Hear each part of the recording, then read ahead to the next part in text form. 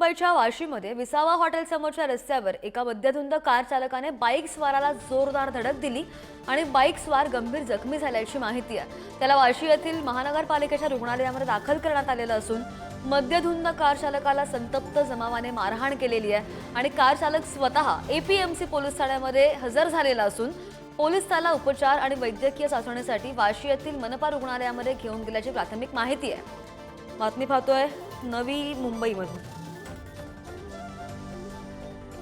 अधिकची माहितीवर आमचे प्रतिनिधी अनिल काकडे आपल्या सोबत आहेत। अनिल, जी व्यक्ती रुग्णालयामध्ये दाखल झालेली आहे, उपचार सुरू आहेत,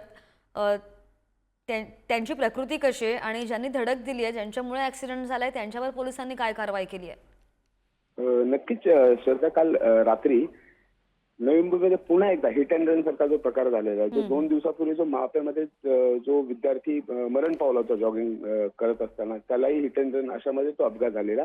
या अपघातामध्ये सध्या जो सँट्रो कार चालक आहे त्याने बाईक स्वाराला जोरदार धडक देऊन उडवलेला आहे आणि बाईक स्वार गंभीर जखमी झालेला। रात्री त्याला नवी मुंबईच्या महानगरपालिका रुग्णालयामध्ये दाखल करण्यात आले।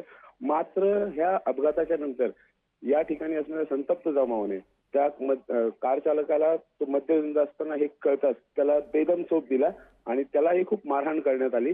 मात्र या मारहाणीच्या नंतर तो चालक स्वतः पोलीस ठाण्यामध्ये हजर झाला आणि पोलिसांनी त्याला देखील रुग्णालयामध्ये दाखल केलंय। जो कार चालक आहे तो थोडा व्यवस्थित आहे, परंतु जो जखमी झालेला युवक आहे त्याची तब्येत रात्री उशिरापर्यंत गंभीर असल्याचं कळत होतं।